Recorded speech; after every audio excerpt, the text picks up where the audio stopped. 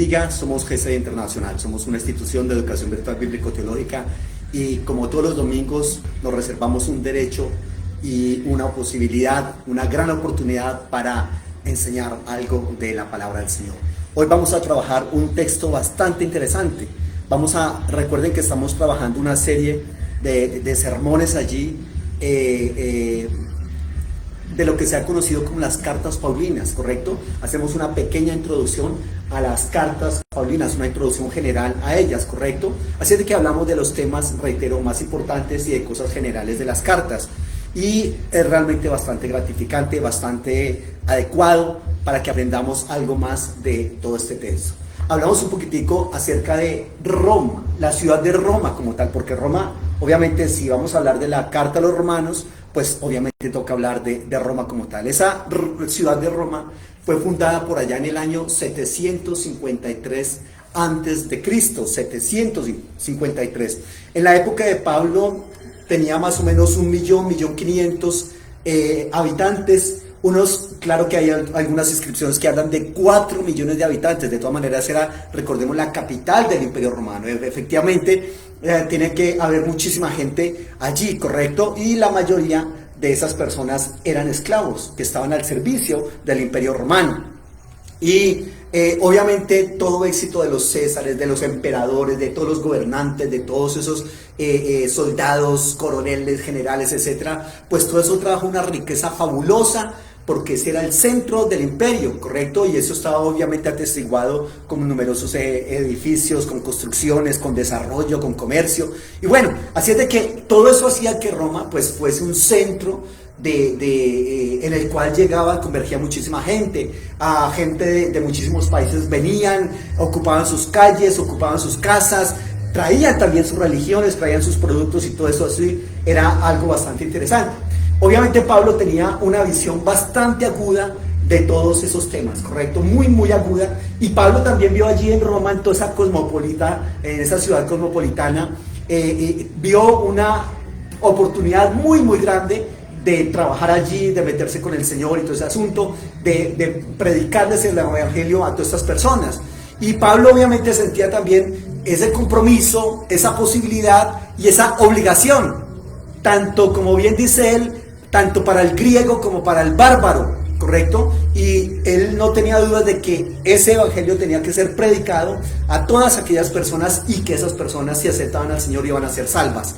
Entonces, eso era bastante gratificante allí. Romanos 1, 14, 16 habla como de ese poder que dice: pero no quiero, hermanos, que ignoren que muchas veces me he propuesto ir a ustedes, pero hasta ahora he sido estorbado, para tener también entre ustedes algún fruto, como entre los demás gentiles, a griegos y a no griegos, a sabios y a no sabios, soy deudor. Así que en cuanto a mí, pronto estoy a anunciarles el evangelio también a ustedes que están en Roma, porque no me avergüenzo del evangelio, porque es poder de Dios para salvación a todo aquel que cree, al judío primeramente y también al griego. Entonces Pablo estaba dispuesto como a esperar ese momento adecuado para desafiar a la gran metrópoli en el nombre de Cristo, para ir hasta Roma y predicar allí. Ojo, allí ya había una iglesia, ¿correcto? No se sabe de antemano quién fue el que fundó la iglesia en Roma, pero Pablo no fue el que la fundó, ni tampoco Pedro. Hechos 19, 21 dice que ahí Pablo dice que está muy, muy entusiasmado de ir a visitar a Roma, ¿correcto? Y en Romanos 15, 23 dice: por esta causa me he visto impedido muchas veces de ir a ustedes, pero ahora, no teniendo más campo en estas regiones y deseando desde hace muchos años ir a vosotros, entonces él va a ir a Roma. Él dice que va a ir a Roma porque obviamente Roma sería un punto muy estupendo para la predicación del evangelio en todo el occidente, ¿correcto? Porque, reitero, pues Roma era ese punto clave allí para que el evangelio se siguiera extendiendo muchísimo más a todo esto lo que nosotros conocemos como occidente. La verdad es que, como le comento, no se sabe casi nada del inicio del cristianismo en Roma. ¿Quién fundó esa iglesia? No sabemos. ¿Quién llevó el evangelio hasta allá? No sabemos. Hay alusiones, hay varias indicaciones de que el evangelio había sido propagado allí en Roma muchos años antes de que Pablo escribiese la carta a los romanos, ¿ya? Así es de que, la verdad, reitero, no se sabe quiénes son. Por ejemplo, en el 1.13 dice: pero no quiero, hermanos, que ignoren que muchas veces me he propuesto ir a ustedes, pero hasta ahora he sido estorbado para tener también entre ustedes algún fruto, como entre los demás gentiles. Y también les dice en Romanos 1.8 que toda la cristiandad ha escuchado hablar del testimonio que tienen ellos, de la fe que tienen ellos. Primeramente doy gracias a mi Dios mediante Jesucristo con respecto a todos ustedes, de que su fe se divulga por todo el mundo. Entonces, eso es bastante interesante. Resulta que cuando el emperador Claudio, él hizo un decreto en el cual expulsó a todos los judíos de Roma, ¿correcto? A mediados del primer siglo, es decir, por allá en los años 50 más o menos. Y es muy probable que esos judíos, porque recordemos que judío puede ser un judío por pertenecer a la religión judía, pero también puede ser un judío por grupo étnico. Muchos de esos grupos étnicos, o sea, muchos de esos que pertenecían al grupo étnico judío, habían aceptado al Señor Jesucristo, pero tuvieron que salir de Roma, ¿correcto? Luego ellos volvieron porque Suetonio, un historiador, afirma que la razón de la orden de la expulsión estaba por el constante tumulto causado por instigación de un tal Cresto. Se supone que ese Cresto sería Cristo, ¿correcto? Otros van a decir que no, pero en fin, el asunto es que hay, digamos, como una creencia en ese Cristo, y eso ha hecho que haya mucha gente como que está presta como a distorsiones, como a sublevaciones, y entonces obviamente el emperador Claudio no está de acuerdo con eso, y entonces obviamente por esa creencia en el Mesías que podía agitar a la población judía y causar orden, entonces él ordena, precisamente causar desórdenes, él ordena entonces que todos tienen que salir de allí, ¿ya? Es muy probable también que los que creen en Jesucristo hayan, digamos, como inflamado sus caracteres, sus personalidades, y entonces, así como había pasado en otras partes, digamos, había revueltas allí por causa de los cristianos. Recuerden que los cristianos, se dice siempre, esos son los que vienen y estorban, o los que vienen y alteran las ciudades, ¿correcto? Por el amor del Señor. Entonces, ese es como el asunto. Esas personas que tienen que salir con ese decreto de Claudio vuelven posteriormente, unos años después, pero resulta que cuando vuelven ellos encuentran una iglesia diferente a la que se fueron, ¿ya? Reitero, ¿quién fundó la iglesia de Roma? No se sabe.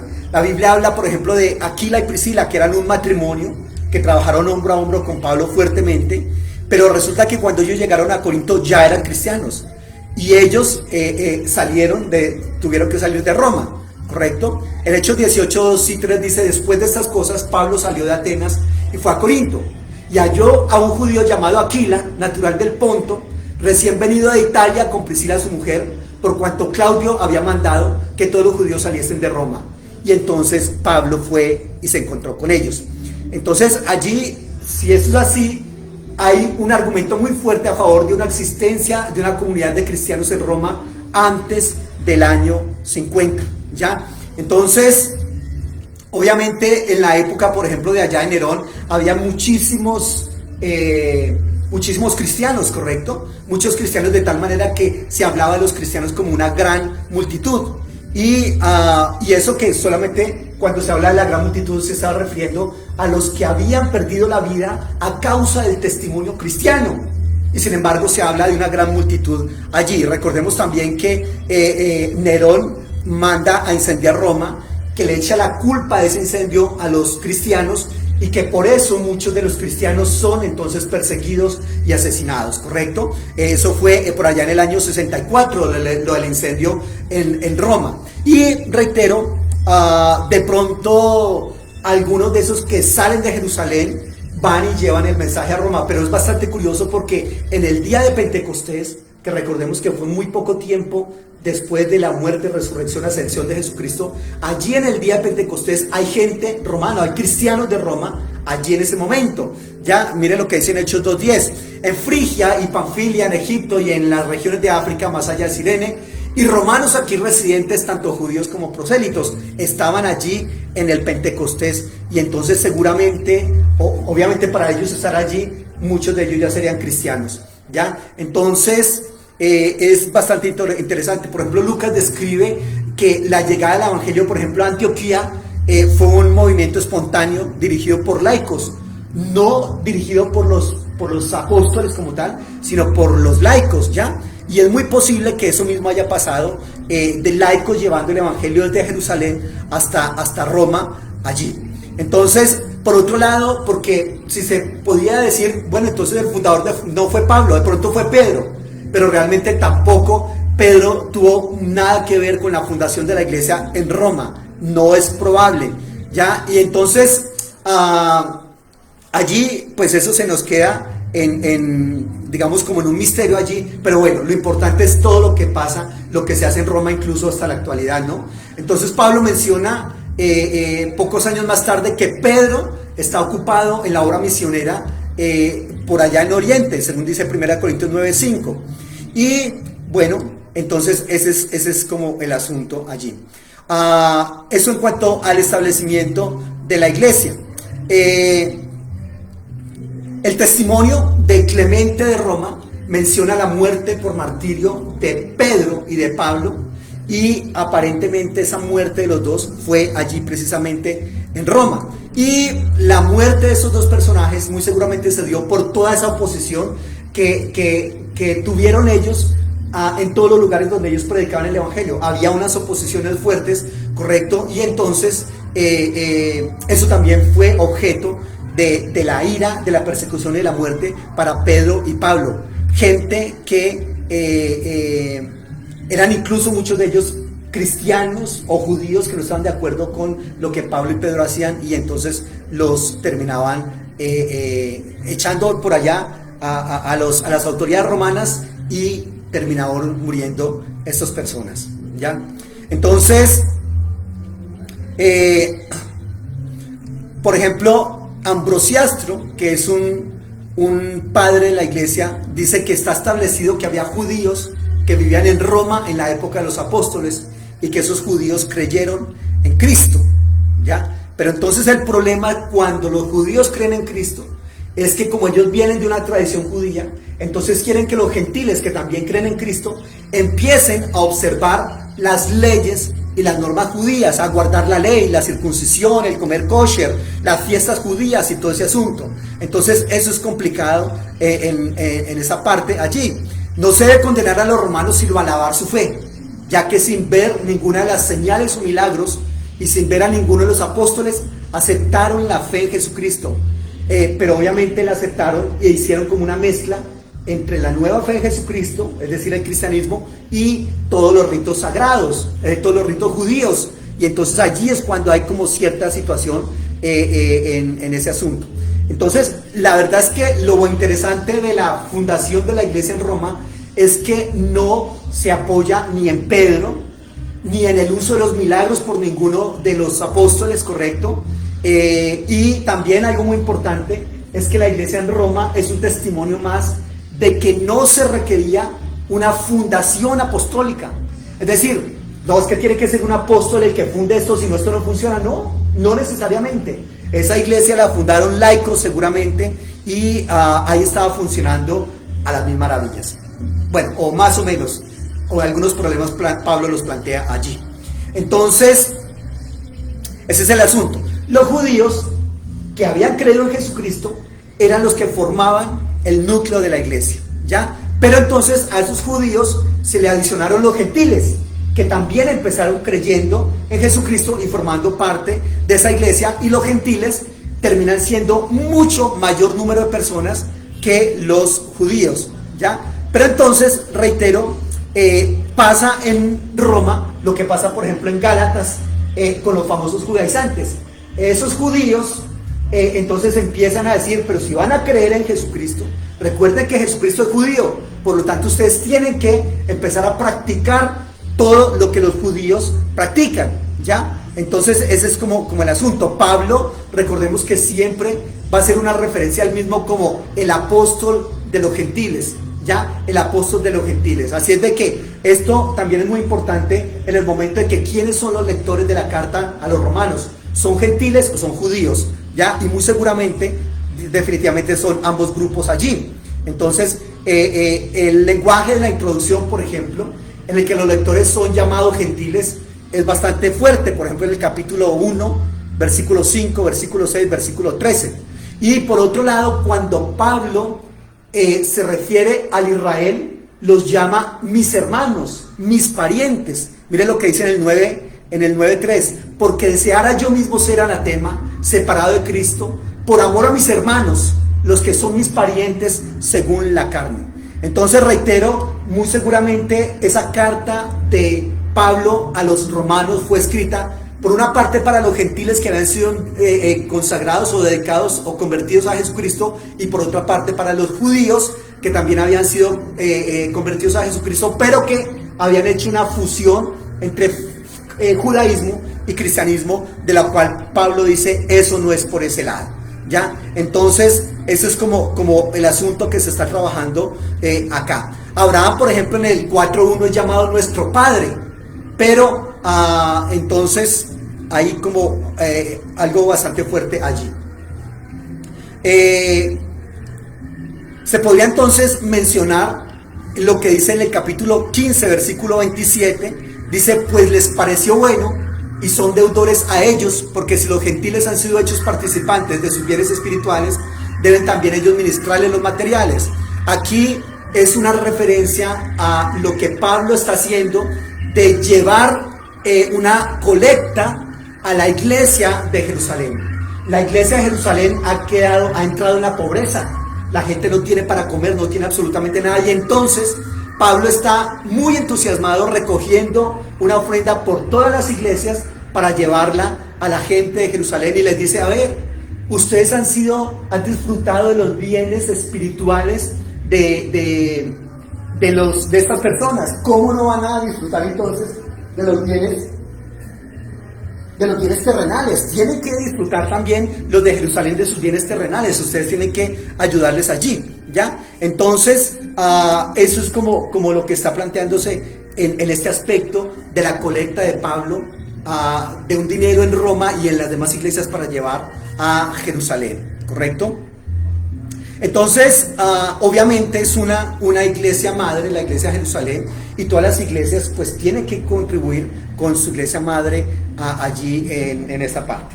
Entonces, como les comento, el edicto de Claudio cambia como ese equilibrio de la iglesia que inicialmente fue en su mayoría de judíos, ¿correcto? Pero cuando ellos son expulsados, quedan los gentiles que han creído en el Señor. Cuando los judíos regresan, entonces ven obviamente una iglesia diferente a la que ellos dejaron cuando partieron, ¿ya? Entonces ellos vienen y la iglesia ahora está siendo dominada por los gentiles que se han convertido al cristianismo. Entonces allí, por ejemplo, hay, digamos, como varios grupos de personas a los cuales Pablo dirige sus saludos. En el capítulo 16, versículos 5, versículo 14, versículo 15. Saluden también a la iglesia que está en su casa. Versículo 14, saluden a Asíncrito, a Flegonte, a Hermas, a Patrobas, a Hermes, a los hermanos que están con ellos.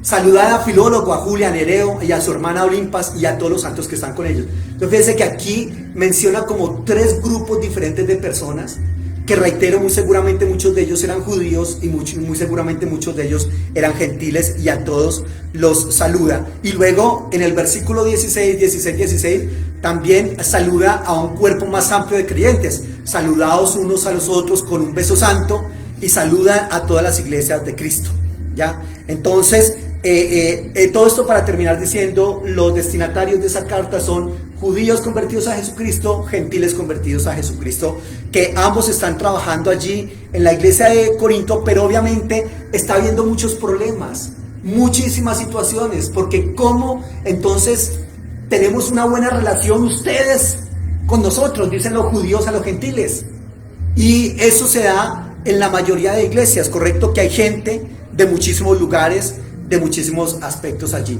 En cuanto a la autenticidad de la carta de Roma, la carta tiene un fuerte apoyo externo. por ejemplo, esa carta fue incluida en el canon de Marción y en el canon de Muratori, ¿ya? Y también tiene evidencia interna de que es Pablo el que está escribiendo esa carta. Ciertas coincidencias entre Romanos y Hechos así lo demuestran. Por ejemplo, la colecta de la que les he venido hablando, que Pablo está haciendo para llevar a Jerusalén. Eso está en el 15, 25 y 26 de Romanos y en Hechos 24, 17. Mas ahora voy a Jerusalén para ministrar a los santos, porque Macedonia y Acaya tuvieron a bien hacer una ofrenda para los pobres que hay entre los santos que están en Jerusalén. Entonces, el anunciado propósito del apóstol Pablo de visitar a Roma como asunto de que hace rato él ya está definido, pero que no ha podido hacerlo, también se da allí. Tanto en Romanos 1.13 como en el 15, 23 y 24, y eso también está en Hechos 19, 21, ¿correcto? Por otro lado, también el recelo de la próxima visita a Jerusalén, que está en el 15, 30 y 31 de Romanos, y Hechos 20, 22 y 23. En cuanto a la fecha y lugar de redacción, hay una clave para fijar la fecha, y es que es la observación que Pablo hace respecto a esas colectas para los pobres que están allí, ¿correcto? En 1 Corintios 16, 1 a 3, 2 Corintios 8 y 9, se indica que estaban allí justo en ese momento recogiendo ese dinero para eso. Entonces Pablo está a punto de comenzar ese viaje hacia Jerusalén con los representantes de cada una de las iglesias que llevan su contribución, y entonces Romanos muy seguramente fue escrita después de 2 Corintios, ¿ya? Entonces la idea es que Pablo va a entregar ese dinero a Jerusalén, luego de Jerusalén va a Roma, y desde Roma se quedaría él un tiempo ministrando allí a estas personas, y que luego iría mucho más al occidente. Así es de que Romanos muy seguramente fue escrita posiblemente entre finales del año 56 después de Cristo, es decir, el primer siglo, o el año 57 después de Cristo. Allí, ese es el asunto más o menos por allí, y muy posiblemente Pablo escribió la carta a los romanos desde la ciudad de Corinto, ¿ya? ¿Cuál es el propósito de la carta a los romanos? ¿Por qué fue escrita y por qué en la forma particular en que fue escrita? Los énfasis que encontramos en Romanos. El por qué fue escrita básicamente es que el apóstol Pablo ha terminado ya mucho de su trabajo allá en Oriente, ¿correcto? Ha dejado casi solucionados los problemas con la iglesia de Corinto, que hartos problemas que tuvo con esa iglesia, y entonces, reitero, va a ir a Jerusalén a entregar los fondos, y luego de ahí sale para el occidente para trabajar en Roma y mucho más allá en esa parte. Para Pablo, Roma era clave en el ministerio del desarrollo de la iglesia entre los gentiles, y él por eso va a ir allí con esta parte. Por otro lado, se podría preguntar uno por qué no darse por satisfecho con una presentación verbal del evangelio cuando el apóstol llegase a Roma. A ver, si Pablo tenía la intención de ir a Roma, ¿para qué escribe carta? Pero la verdad es que Pablo piensa, bueno, ya he intentado ir varias veces y nada que puedo, muy seguramente entonces me toca nuevamente mirar a ver cómo hago esta parte. O por qué no enviar una pequeña nota con Febe, ¿correcto? Recuerdan ustedes Febe, que también llevó la carta a los Corintios, una nota con una promesa de una comunicación más elaborada a nivel personal, es decir, cuando yo vaya allá. Pero no, Pablo escribe una carta, y es una carta espectacular allí. Esta carta a los romanos es llamada la carta reina del apóstol Pablo. Es una carta bastante teológica. De hecho, les recomiendo una obra del mejor teólogo de estos 20 siglos, Karl Barth. Karl Barth tiene un libro que se llama Comentario a los Romanos. Se lo recomiendo, espectacular esa obra, ¿ya? Entonces es bastante interesante allí. Entonces, en cuanto a la pregunta de por qué la forma y el contenido de la carta, hay quienes piensan que la influencia dominante fue la situación de la iglesia en Roma, porque Pablo estaba enterado de lo que estaba pasando allí en Roma, pero a través de amigos y compañeros de trabajo, ¿correcto? Y hay quienes piensan que Pablo obviamente no fue el que fundó la iglesia en Roma, como les estoy diciendo. Así es de que muy seguramente a Pablo no lo conocían muchos de la iglesia de Roma, no lo conocían físicamente. Entonces Pablo obviamente quiere dar como una síntesis, pero abarcando muchos de los temas de la predicación que él propone, del evangelio que él propone, ¿correcto? Y eso es como lo que está trabajándose allí. En la carta a los romanos. Entonces, básicamente lo que se pretende de parte de Pablo es que Romanos sea como un sumario, como los aspectos generales y principales del Evangelio de Jesucristo que Pablo ha venido predicando, ¿correcto? Por otro lado, también lo que se propone teológicamente en la carta a los romanos es básicamente como un discurso que Pablo ha venido madurando desde hace muchísimos años ya, desde el momento de su conversión, con todas las experiencias que ha tenido, y entonces ahora yo les vengo a decir a ustedes ABC, ¿correcto? Y eso es como muy importante en esta parte.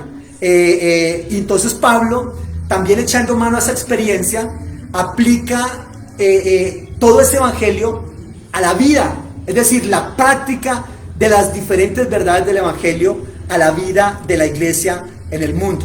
Obviamente tampoco podemos decir que Romanos es una exposición completa de la teología paulina, ¿correcto? No, le faltan muchos temas, por ejemplo el tema de la eclesiología, el tema de la escatología, en fin. Pero la carta tiene muchísimas características bastante interesantes.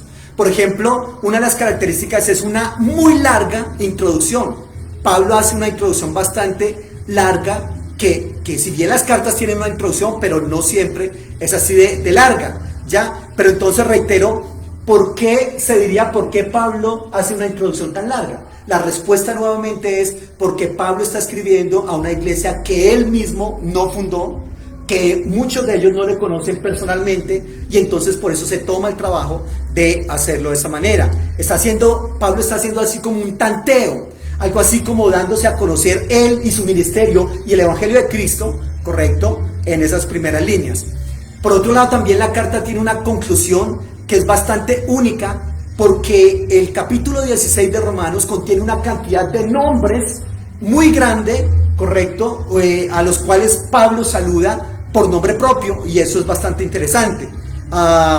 Por otro lado, también otra conclusión, otra característica de la carta es que a pesar de la introducción y la conclusión de la carta, el cuerpo de la carta no tiene nada de carácter ocasional. Recuerden que la mayoría de las cartas de Pablo son escritas como un carácter ocasional, es decir, Pablo está tratando de problemas que se están presentando en la iglesia, ¿correcto? Y que entonces Pablo lidia con esos problemas allí. Corintios sí tiene algo de eso, pero no es el énfasis de ese asunto, porque Pablo en Romanos hace más como un amplio uso del Antiguo Testamento, lo utiliza ya sea directa o manera indirecta en su terminología, ¿correcto? Porque Pablo siempre está diciendo y está aludiendo a las escrituras en todo lo que dice allí, porque escrito está. Mire lo que dice en el 1:2. Pablo, siervo de Jesucristo, llamado a ser apóstol, apartado para el evangelio de Dios, que él había prometido antes por sus profetas en las santas escrituras, acerca de su Hijo nuestro Señor Jesucristo, que era el linaje de David según la carne. Entonces,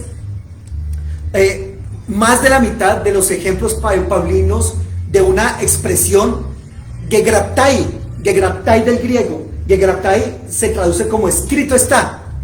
Más de la mitad de esa expresión muy paulina está aquí en el libro de Romanos, y eso es muy importante, porque Pablo aquí hace un ejercicio que es un ejercicio que también nosotros tenemos que hacer y que lo hacemos permanentemente. ¿Y eso dónde está en la Biblia? Entonces Pablo dice, escrito está. También a nosotros nos debe corresponder ese aspecto de siempre preguntarnos qué está escrito en la Biblia y qué no. ¿Qué podemos creer y de dónde es la fuente de nuestra autoridad? Porque si alguna persona va a decir, pues eso no está escrito en la Biblia, pero yo digo que, yo opino que grave, porque entonces estaríamos colocando nuestro digamos como pensamiento, nuestra creencia sobre lo que dice la Biblia, y eso es un poco complicado allí.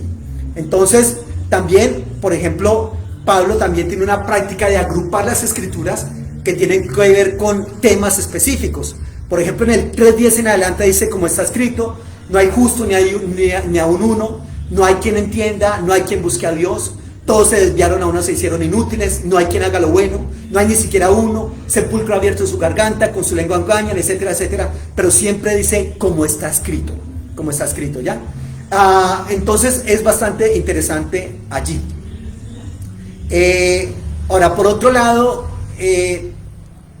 es algo, todo lo que propone Pablo en Romanos, es como pensamientos, conclusiones forjadas en el debate de un pensamiento que ha sido pensado, analizado de manera prolongada y que se coloca entonces después por escrito allí. Ahora, por otro lado también, aunque si bien Pablo está hablando de algunos aspectos en contra de los judíos como tal, que están muy confiados en su Antiguo Testamento y en sus tradiciones y en su ley y en su Torá, aún así el espíritu de la carta de Pablo a los romanos es un espíritu pacífico, a diferencia, por ejemplo, del carácter polémico de Gálatas o de Segunda de Corintios, ¿ya?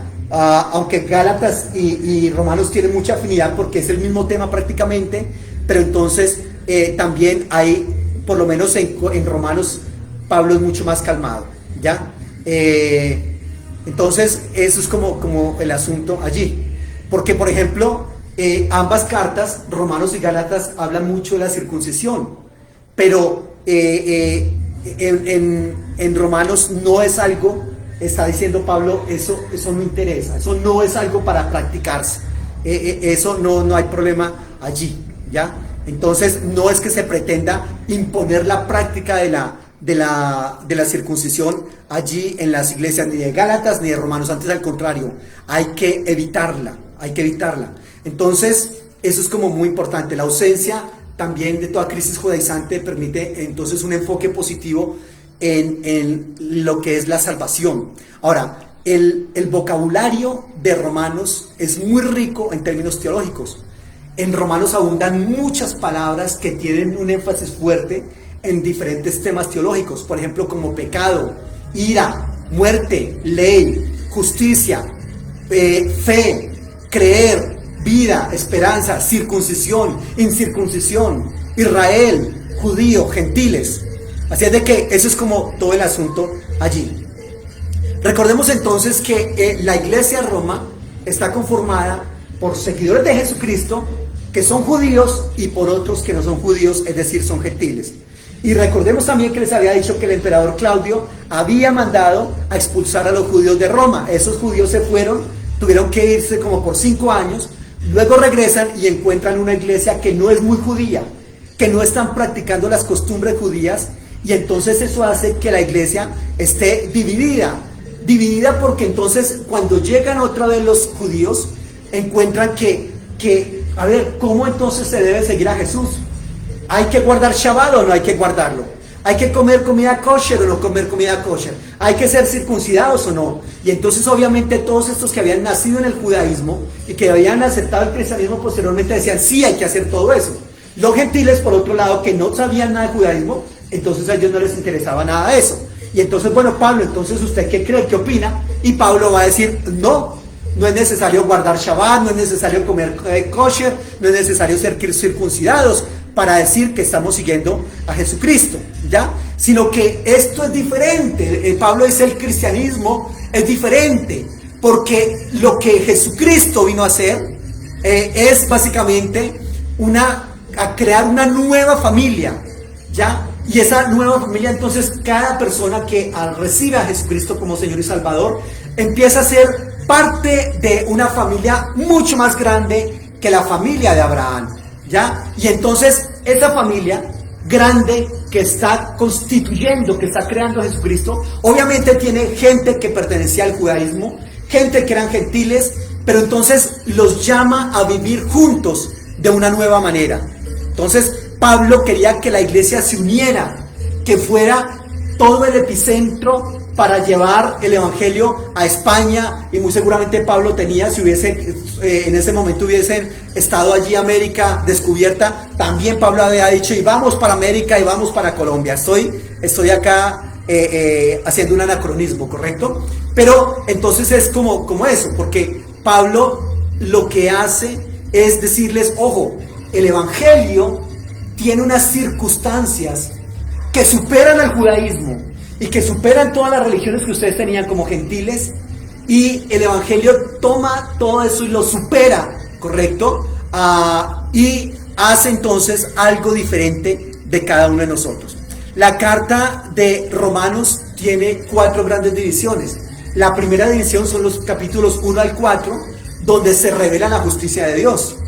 La segunda división son los capítulos 5 al 8, donde Pablo enseña que Dios crea una nueva humanidad en Jesucristo. La tercera división son los capítulos 9 al 11, donde Pablo explica que Dios sí le está cumpliendo la promesa a Israel. Y de los capítulos 12 al 16, entonces Pablo enseña que el evangelio es lo que unifica a la iglesia y a la humanidad. Miremos rápidamente la primera gran división, los capítulos 1 al 4, donde se revela la justicia de Dios. Entonces, estos primeros 4 capítulos son claves para entender toda la carta, porque nos cuenta todo el asunto allí, en los primeros 4 capítulos. Nos habla de varios aspectos. Nos dice en esos primeros 4 capítulos que toda la humanidad está atrapada en el pecado y necesita ser rescatada.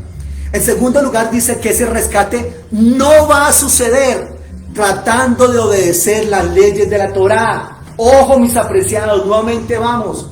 Ojo, señores judíos, ojo, señores judíos mesiánicos, ojo, cristianos evangélicos y cristianos católicos. Las leyes, obedecer las leyes de la Torá, los 613 mandamientos, es imposible.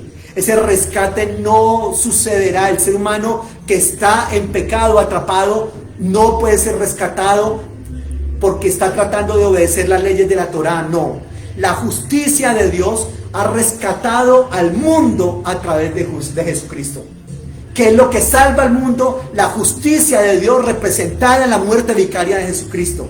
¿Ya? Y también esos 4 capítulos dicen que para crear la nueva familia, que es una familia multiétnica, de la promesa que Dios le hace a Abraham, entonces es necesaria la fe. Es necesaria la fe, porque la fe es como esa evidencia del nuevo pueblo del pacto. ¿Ya?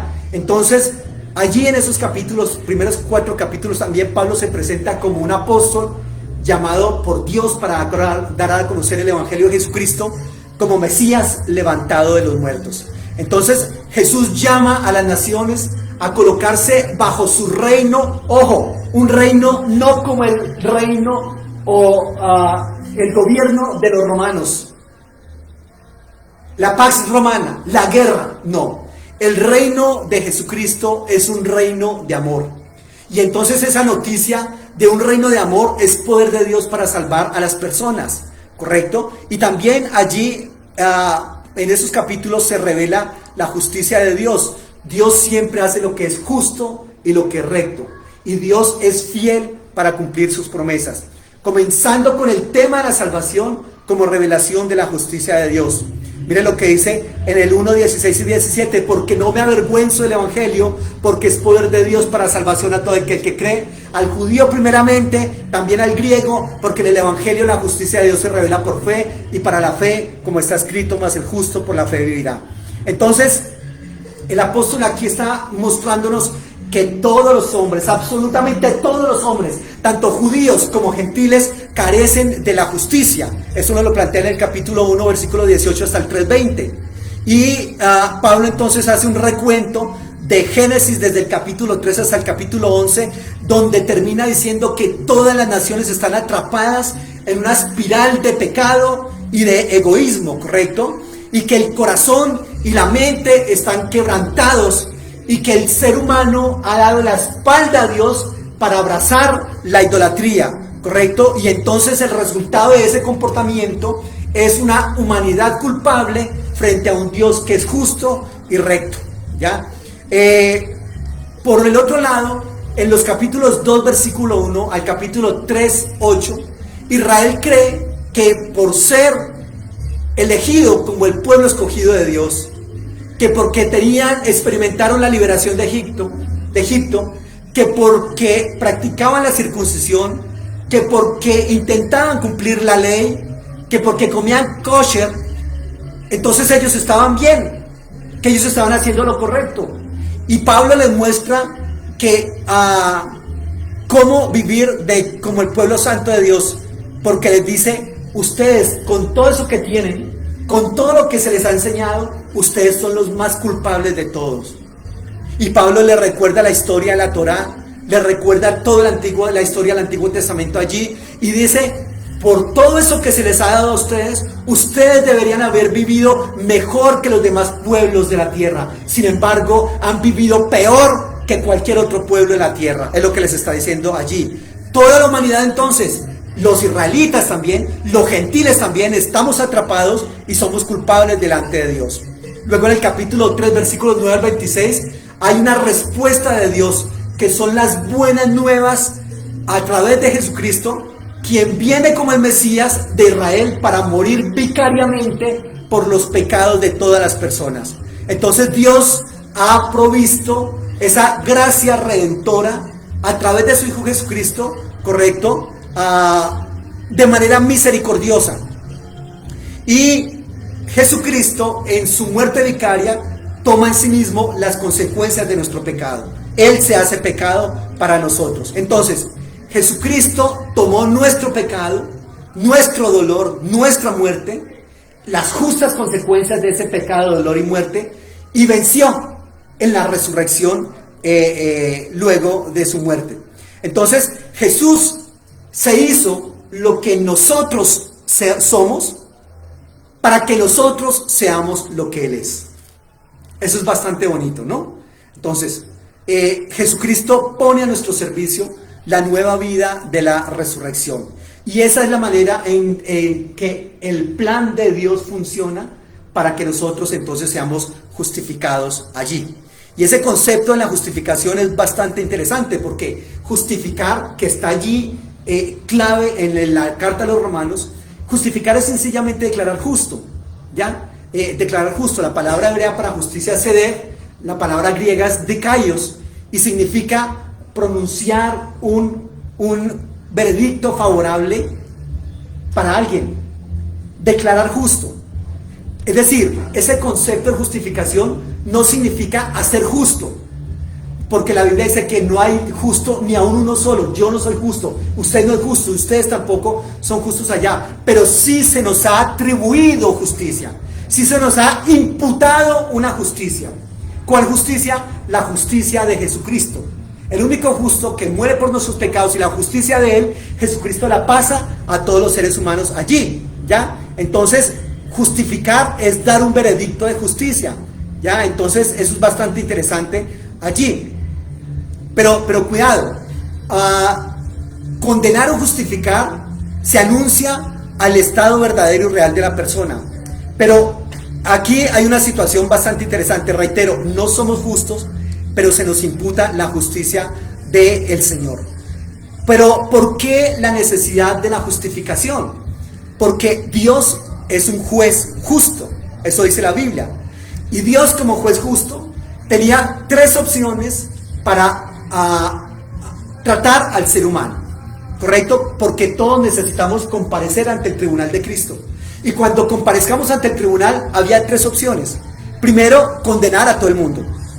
Segundo, recibir a todo el mundo a tal cual está. Ninguna de las dos. Condenarlo no quiere ni puede porque nos ama.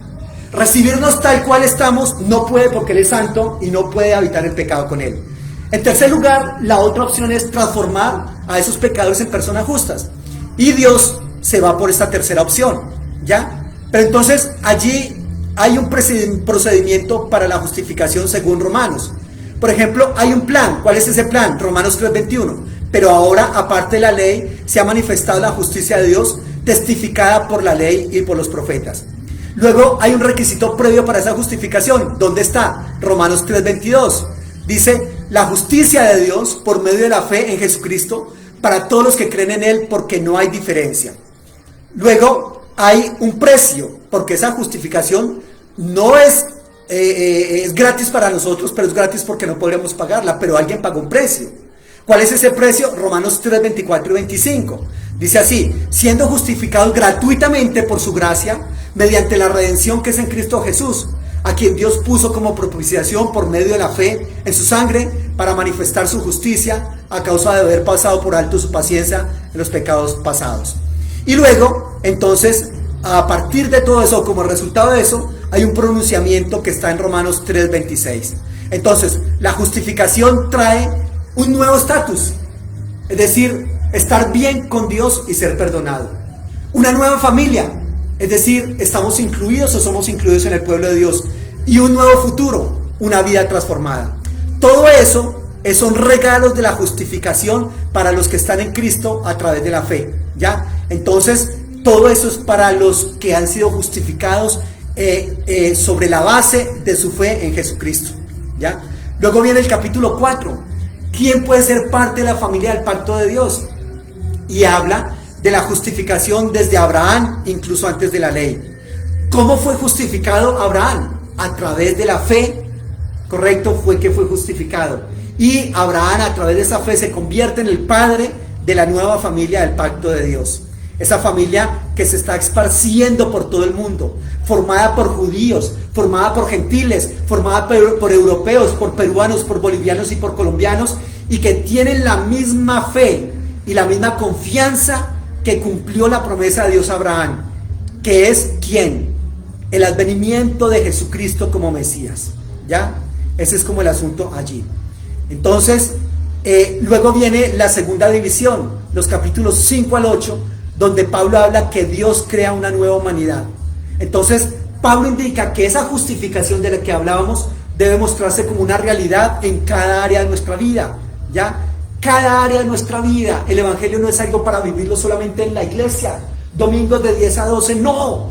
Estamos mucho más tiempo allí con nuestras familias, en el trabajo, en la sociedad, y es allí donde se debe evidenciar esa nueva fe, ¿correcto? Entonces Pablo desarrolla el papel transformador de la justicia de Dios como una fuerza vital para la experiencia cristiana a diario en nuestras vidas. Entonces, a pesar de la resistencia de ese pecado que obra en nuestra carne, ahí está la justicia de Dios obrando. Y estar en la familia, en la nueva familia que Dios está creando, en la nueva humanidad, correcto, es esa lucha permanente, es a partir de Jesucristo y a partir del Espíritu Santo. Y entonces Pablo menciona nuevamente a Adán allí, Adán, que significa humanidad, y él, así como todos después de él, elegimos el pecado, elegimos el egoísmo, correcto, y entonces todos nos enfrentamos al juicio de Dios, porque nos hacemos esclavos de la influencia del pecado, y esa influencia del pecado en nosotros resulta en muerte. Y Pablo en Romanos contrasta a Adán con Jesucristo, ¿correcto? El Adán que pecó y que es representante de todos los seres humanos, con el Jesucristo que no peca, que salva y que también es representante de los seres humanos salvos, ¿correcto? Y los que quieren llegar a la salvación y ser libres del pecado. Entonces, Cristo nos da su vida como regalo a nosotros para que seamos justificados delante de Dios. Jesucristo es entonces la cabeza de una nueva humanidad transformada por ese regalo. Luego viene el capítulo 6. En ese capítulo 6 Pablo le recuerda que elegir seguir a Jesucristo significa dejar esa vieja humanidad en Adán y entrar a la nueva humanidad en Jesucristo. El bautismo de Jesús es un símbolo sagrado de esa transición. Por lo tanto, nosotros también tenemos que bautizarnos. Esa vieja humanidad muere con Jesucristo. La nueva humanidad que se levanta con el bautismo es levantada con Jesucristo de entre los muertos, ¿ya? Entonces, cuando una persona cree en Jesucristo, su vida se une a la vida de Jesucristo, y lo que es verdad en Jesús es verdad en la persona que cree en Jesús. Luego viene el capítulo 7 y entonces hay una pregunta allí. ¿Por qué Dios entregó entonces la Torá a Israel, la ley a Israel? Y entonces Pablo dice, ¿el mandamiento es malo? No, de ninguna manera. El mandamiento es muy bueno. El mandamiento lo que hace es mostrar la voluntad de Dios sobre cómo Israel debía vivir, ¿correcto? Sin embargo, Israel desobedeció todos los mandamientos. Y los mandamientos, a pesar de su especificidad, no solucionan el problema del corazón del ser humano. Ahí está el problema. Los mandamientos lo que hacen es hacer que el ser humano sea mucho más culpable. La maldad secuestra el corazón del ser humano. La Torá es muy buena, pero no puede hacer nada al respecto. O sea, el mandamiento en sí no es que sea malo, sino el problema es el corazón del ser humano, que es perverso, y por estar en esa perversidad no puede guardar la ley del Señor. Luego viene el capítulo 8, y entonces en ese capítulo Pablo dice que la solución es Jesucristo a través del Espíritu Santo, y los mandamientos entonces como una lupa enfocaron el problema de Israel. Pero el representante de Israel, que es Jesucristo, el Mesías, lidió con el pecado, pagó el precio del pecado, venció a través de su muerte y resurrección, y entonces luego Jesús ha enviado su Espíritu a la nueva familia para transformar sus corazones y para que los seres humanos con corazones transformados puedan cumplir el mandamiento de amar a Dios y a su prójimo. Entonces eso es bastante interesante allí todo lo que se propone en el libro de Romanos. Entonces la renovación de los seres humanos por parte de Dios es el primer paso en el propósito más grande del Todopoderoso, que es rescatar, que es salvar a toda la creación, ¿correcto? Y todo eso es porque es el amor de Dios el que tiene la última palabra allí. Ahora, surge entonces una pregunta: si todo ese es el propósito de Dios desde el inicio, ¿cómo queda el estatus de los israelitas que no reconocen a Jesucristo como Mesías allí? ¿Cómo Dios cumplirá las promesas para ellos? Y entonces están los capítulos 9 al 11, donde dice Pablo que Dios le cumple la promesa a Israel. Entonces, de allí pasa a un aspecto especial de la justicia de Dios, en el capítulo 9, 1 al 11, 36. Israel en el pasado, Pablo habla de Israel en el pasado y dice que él está muy angustiado de manera personal por sus compatriotas israelitas que no ven a Jesucristo como el Mesías, porque ser un israelita, étnicamente hablando, no hace que automáticamente sean miembros de la familia del pacto. Ojo con esto, muchas veces hemos escuchado, y usted sin duda también ha escuchado gente que dice que el israelita simplemente por ser israelita es salvo. No es así, no es así. El judío, aunque sea judío, él tiene que pasar un proceso para la salvación, aceptar a Jesucristo como Señor y Salvador. Entonces, ser un israelita, étnicamente hablando, no hace que automáticamente esa persona entre a ser la parte de la familia del pacto. Recordemos que cuando Dios selecciona a Abraham, también selecciona a un grupo, a un subgrupo de la familia de Abraham para llevar esa promesa, ¿ya? Entonces ahora la línea de la promesa es llevada a aquellos que aceptan a Jesucristo como Señor y Salvador. Y entonces en el capítulo 10 se pregunta, ¿y el Israel del presente qué? Y entonces dice, la razón por la que ellos rechazan a Jesucristo es porque basan la relación de Dios en el cumplimiento que ellos hacen de la ley. Entonces ellos creen que están cumpliendo la ley a cabalidad, y por eso entonces tenemos esa relación con el Todopoderoso. Ellos no reconocen lo que Dios hizo a través de Jesucristo para crear una nueva familia de pacto basada en la fe. Y en el capítulo 11 dice, ¿cuál es entonces el futuro de Israel? ¿Ha rechazado Dios a su pueblo? Y Pablo responde, no, Dios no ha rechazado a su pueblo. Hay muchos judíos que creen en Jesucristo, de los cuales el mismo apóstol Pablo era ejemplo.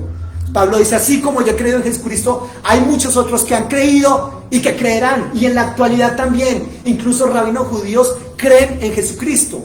Entonces Dios utiliza ese rechazo de Jesucristo por parte de los judíos, ojo, para cumplir su propósito. ¿Cuál es ese propósito? Resulta que el rechazo de los judíos causó que el evangelio se dispersara más rápidamente, más lejos a todo el mundo gentil, haciendo que la familia de Abraham sea una familia mucho más grande, ojo, y multiétnica. Si los judíos no hubiesen rechazado a Jesús como el Mesías y como Salvador, entonces el evangelio solamente había quedado para ellos. pero al rechazarlo ellos, el Señor tiene que buscarse otra gente que sí acepte a ese Mesías. ¿Quiénes son esa otra gente? Los gentiles, los europeos, los norteamericanos, los colombianos como usted y yo que aceptamos a Jesucristo, ¿correcto? Pero aparte nosotros, muchos judíos están reconociendo y aceptando a Jesucristo. Entonces Pablo alegoriza a la familia de Abraham como un gran olivo, que ese olivo, que los rechazadores de Jesús han sido arrancados de ese olivo, ¿correcto? Y luego los gentiles, como ramas salvajes, han sido injertadas en ese árbol originalmente, ¿correcto? Pero un día Jesucristo va a ser reconocido por su propio pueblo, por absolutamente todo su propio pueblo, y entonces llegarán a la salvación. Dios no abandona a su pueblo del pacto. Luego vienen los capítulos 12 al 16, donde se plantea que el evangelio es lo que unifica a la iglesia y a la humanidad. Entonces Pablo concluye indicando que el hombre justificado tiene la responsabilidad de dar testimonio a Dios, ojo, en las diferentes áreas de su vida, política, social, económica, fraternal. No es solamente en la iglesia, no es solamente aquí los domingos en la tarde, no es solamente allí, es absolutamente en todo momento y en todo lugar, en todos los ámbitos, político, social, laboral, económico, político, etc. Y entonces, ¿qué es lo que nos dice hasta ahora el panorama general de la carta? Que los judíos y los gentiles, debido a su fe en Jesucristo, ahora están juntos como una familia, como la familia de Abraham. Y que la nueva humanidad que está siendo transformada por el Espíritu de Dios demuestra cómo Dios cumple sus antiguas promesas. Y que la única respuesta razonable es que los cristianos judíos y no judíos son unificados en lo que nosotros conocemos como la iglesia, ¿correcto? Y en los capítulos 12 al 13 muestra esa unificación a través del amor, del amarse los unos a los otros. El amor llevará al perdón. El amor se pondrá de manifiesto cuando todos, haciendo uso de sus dones y talentos, se sirvan unos a otros en la iglesia. El amor también significa humildad y perdón. Cuando diferentes culturas y grupos étnicos se unen a Jesús, los conflictos son inevitables, obviamente. Gente europea, oriental, occidental, de todos los países que he venido mencionando, pues obviamente hay un choque cultural allí. Pero esa situación solamente se supera en el trabajo duro, en el perdón, en la reconciliación, y así se evidenciará la más grande de las virtudes cristianas, el amor. Amar a Dios sobre todas las cosas y a su prójimo como a sí mismo. Y los capítulos 14 y 15, entonces habla Pablo de sanar las divisiones éticas, que son disputas acerca de la alimentación judía, de guardar el día de reposo. Y Pablo propone que esas prácticas no definen quiénes están dentro y quiénes están fuera de la familia de Dios. No, eso de guardar el día de reposo, de comer o no comer kasher, de la circuncisión, dice eso para nada, muchachos, para nada va a definir quién está dentro o fuera de la familia de Dios. No se deje convencer por Dios. Esos temas culturales son importantes, pero no son vitales, no son esenciales. Entonces se necesita aprender a respetar las diferencias de unos y otros, y el amor sanará y unificará la familia de Dios. Y en el capítulo 16 Pablo cierra la carta recomendando a Febe primeramente. Ella lleva la carta, ella la lee, luego saluda a una cantidad de gente que hace rato no saluda, ¿correcto? Y entonces así termina la carta del apóstol Pablo a los romanos. ¿Qué tal? Bastante interesante todo esto. Aquí estoy en una maratón diciendo muchas cosas de lo que está pasando allí en la carta a los romanos, pero es bastante espectacular. Esto es una invitación y esto es un abrebocas para que nosotros sigamos explorando el mensaje de la carta de Pablo a los romanos, que es un mensaje también pertinente para nosotros hoy. Y todo siempre al estilo de GESED Internacional. El Todopoderoso les bendiga, que estén muy bien, y deseo que hayamos aprendido, hayamos escuchado algunas cosas nuevas, y que, reitero, sigamos sobre todo profundizando en lo que el Señor nos da como un abrebocas hoy. ¿Listo? Estamos en contacto. El Todopoderoso les bendiga y que estén muy bien.